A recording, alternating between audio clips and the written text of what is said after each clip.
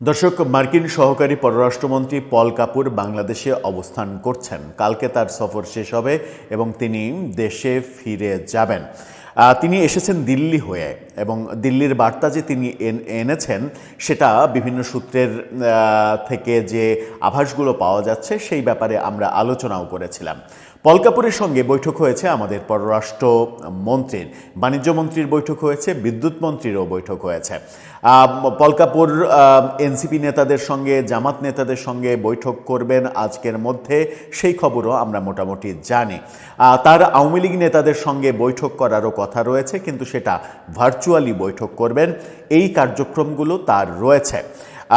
তিনি যখন এই বৈঠকগুলো করবেন তখন পররাষ্ট্র উপদেষ্টার সঙ্গে গুরুত্বপূর্ণ বৈঠক হয়েছে, এবং সেখানে একটা খুবই গুরুত্বপূর্ণ ব্যাপার উঠে এসেছে। সেটা হচ্ছে আমেরিকার সঙ্গে যে বাণিজ্য চুক্তি করে গেছে প্রফেসর ইউনূস সরকার তার ক্ষমতা থেকে যাওয়ার 3 দিন আগে, মাত্র 72 ঘন্টা আগে, সেটা নিয়ে যে বিতর্ক এবং সেটার ফলে নতুন সরকার যে বিপদে পড়তে যাচ্ছে সেটার কোনো সুরাহা হলো কিনা। পররাষ্ট্রমন্ত্রী বলার চেষ্টা করেছেন যে তিনিও তো ওই সরকারে ছিলেন এবং তিনি ওই চুক্তির ব্যাপারে সবথেকে বেশি অগ্রণী ভূমিকা পালন করেছেন। তিনি এখন বলার চেষ্টা করছেন সেটা হচ্ছে যে ওই চুক্তির ফলে বাংলাদেশ কিংবা নতুন সরকার কোনো বিপদে পড়বে না, এবং চাইলে সেই চুক্তি বাতিলও করা যেতে পারে। তাহলে কি প্রফেসর ইউনূস সরকারের স্বপ্নের চুক্তি বাতিলও হয়ে যেতে পারে? চলুন একটু জেনে দেখি পল কাপুরের সঙ্গে পররাষ্ট্রমন্ত্রীর কি কথা হলো, এবং আনুষঙ্গিক বিষয়ে পল কাপুরের বিভিন্ন স্টেক হোল্ডারের সঙ্গে যে মিটিং, সেই মিটিংয়ের কোনো আপডেট এখন পর্যন্ত আসলো কিনা। থাকবেন পলিটিক্স টিভির নিয়মিত আয়োজনে।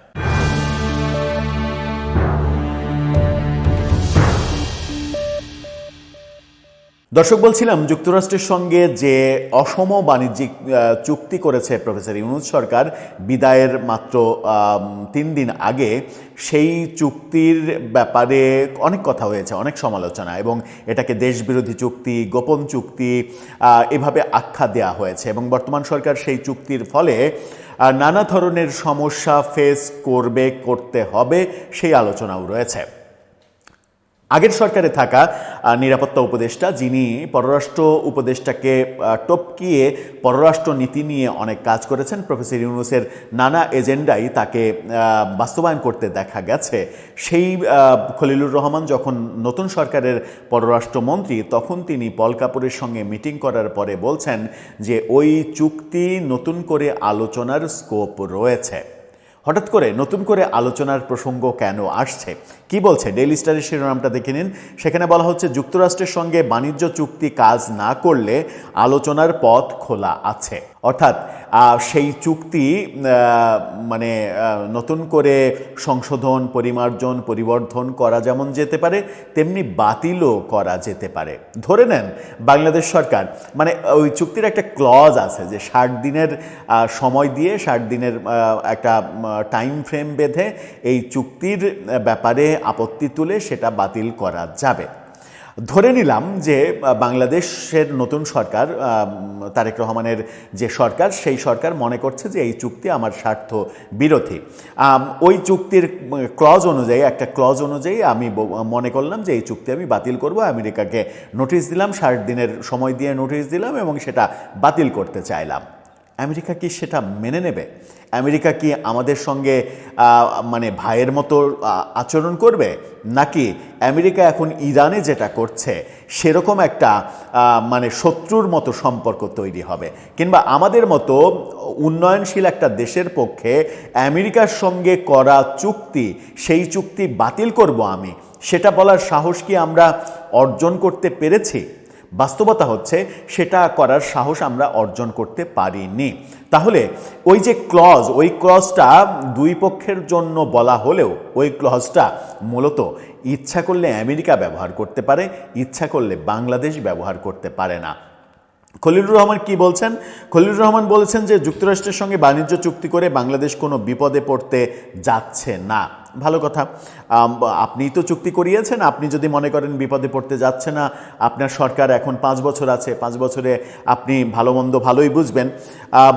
পল কাপুরের সঙ্গে মিটিং শেষে তিনি এটা বলেছেন। তিনি বলেছেন, আমার সঙ্গে মার্কিন যুক্তরাষ্ট্রের সহকারী পররাষ্ট্রমন্ত্রী পল কাপুরের সাক্ষাৎ হয়েছে। তিনি আমাদের প্রতিমন্ত্রীর সঙ্গেও সাক্ষাৎ করেছেন, নির্বাচন নিয়ে কথা বলেছেন। দ্বিপাক্ষিক সম্পর্কের বিষয়ে এক প্রশ্নের জবাবে মন্ত্রী বলেন, আমি তাদেরকে আমাদের পররাষ্ট্র নীতির মূল মন্ত্র বলেছি যে সবার আগে বাংলাদেশ। তিনি সেটা অ্যাপ্রিসিয়েট করেছেন, এরকম কথা বলেছেন। আলোচনায় যুক্তরাষ্ট্রে অবস্থানরত অবৈধ বৈধ কাগজপত্র নাই যাদের, তাদেরকে যুক্তরাষ্ট্র ফিরিয়ে দেবে এই কথা বলেছে। সেটাকেই পজিটিভলি পররাষ্ট্রমন্ত্রী যেটা বলতে চাইছেন সেটা হচ্ছে যে তাদেরকে যেন সুন্দরভাবে কোনো ধরনের কষ্ট না দিয়ে সহজ প্রক্রিয়ায় ফিরিয়ে আনা যায় সেই ব্যবস্থা যেন আমেরিকা করে। তার মানে হচ্ছে যে যাদের 100% বৈধ কাগজপত্র নেই তাদের ব্যাপারে আমেরিকা নমনীয় হচ্ছে না। বর্তমান সরকারও, বিগত সরকার তো পারেনি, বর্তমান সরকারের নতুন পররাষ্ট্রমন্ত্রী যখন ডক্টর খলিলুর রহমান, তিনিও মার্কিন সহকারী পররাষ্ট্রমন্ত্রীকে রাজি করাতে পারেননি কিংবা খুশি করাতে পারেননি। অর্থাৎ যাদের কাগজ শতভাগ বৈধ নেই তাদেরকে বাংলাদেশে ফিরতেই হচ্ছে, যে ফেরার বহরটা শুরু হয়েছিল প্রফেসর ইউনূসের আমলে। যুক্তরাষ্ট্রের সঙ্গে বাণিজ্য চুক্তি নিয়ে এক প্রশ্নের জবাবে তিনি বলেছেন, এই চুক্তি হুট করে হয়নি, হুট করে 3 দিন আগে হয়নি। তিনি বোঝানোর চেষ্টা করেছেন যে 1 বছর ধরে এটা নিয়ে আলোচনা হয়েছে, আলোচনার পরিপ্রেক্ষিতে চুক্তি হয়েছে। ভালো কথা, এখনও আপনি যদি ইউনূস সরকারের পক্ষে কথা বলেন খুবই ভালো কথা, কিন্তু যখন সরকারের মেয়াদ আপনার 3 দিন, তখন এই 3 দিন আগে চুক্তিটা না করে আপনি তো বলতেও পারতেন যে নতুন সরকার এসে এই চুক্তি করবে কিংবা চুক্তির ব্যাপারে কথা বলবে, তারা তাদের মতো করে কথা বলবে। সেটা তো প্রফেসর ইউনূস সরকার বলেননি, কিংবা আপনি যখন ওই সরকারের গুরুত্বপূর্ণ দায়িত্ব পালন করেছেন আপনিও বলেননি। এখন চুক্তি করে গেছেন আপনারা 72 ঘন্টা আগে, সেই চুক্তির সমস্ত দায়ভার নিতে হবে বর্তমান সরকারকে। এবং ইন্টারেস্টিংলি সেই সরকারের পররাষ্ট্রমন্ত্রী আবার আপনি নিজেই, আপনি বলছেন যে এই চুক্তি নিয়ে কোনো সমস্যা নেই, এই চুক্তি তিনি বলছেন যে নোটিফিকেশন না হওয়া পর্যন্ত এটি কার্যকর হয় না এবং চাইলে 60 দিনের নোটিশে বেরিয়ে আসা যায়। সুতরাং আমরা বাংলাদেশকে কোনো বিপদে ফেলিনি। ভিয়েতনাম, কম্বোডিয়া, ইন্দোনেশিয়ার চুক্তির ভাষা দেখলে খেয়াল করবেন তাদের চাইতে আমরা ভালো অবস্থানে আছি। কাদের উদাহরণ দিচ্ছেন তিনি? ভিয়েতনাম, কম্বোডিয়া, ইন্দোনেশিয়ার সঙ্গে মার্কিন চুক্তির উদাহরণ দিচ্ছেন, বলছেন তাদের চাইতে আমরা ভালো অবস্থানে আছি এবং আমরা যদি মনে করি 60 দিনের নোটিশ দিয়ে বেরিয়ে আসা আমাদের পক্ষে সম্ভব, আমরা বাংলাদেশকে কোনো বিপদে ফেলিনি। আমরা তিনি আগের সরকারকে বলছেন যে এখনও আগের সরকারকে ওন করছেন তিনি। ভালো কথা, আগের সরকারে ছিলেন যেহেতু তিনি ওন করছেন। কিন্তু যে কথা বললাম যে 60 দিনের নোটিশে এটা বাতিল করা কিংবা এখান থেকে চলে আসার অপশন রয়েছে একটা ক্লজে চুক্তির, কিন্তু ওই কথা আবারও স্মরণ করিয়ে দিয়ে এই ভিডিওটা শেষ করতে চাই। বাংলাদেশ কোনোভাবেই আমেরিকার সঙ্গে করা কোনো চুক্তি বাতিল করতে চায় এটা বলার স্পর্ধা আমাদের দেশ হিসেবে আমরা অর্জন করেছি এখনো? উত্তর হচ্ছে অর্জন করিনি। এটা চাইলে আমেরিকা করতে পারে, এটা চাইলে বাংলাদেশ করতে পারে না, পারবেই না।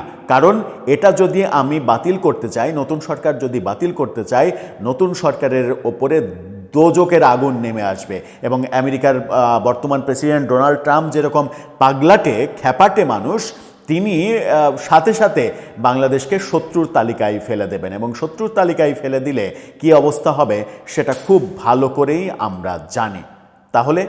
তাহলে ভাবনাটা কি, পরিণতিটা কি? এই ব্যাপারগুলো যেমন হলো তেমনি পল কাপুর রাজনৈতিক ব্যক্তিদের সঙ্গে আলোচনা করছেন, সেই খবরটা জানি আমরা। আজকেই তিনি এনসিপি জামাতের নেতাদের সঙ্গে বৈঠক করে ফেলেছেন এবং আওয়ামী লীগ নেতাদের সঙ্গে বৈঠক করার কথা।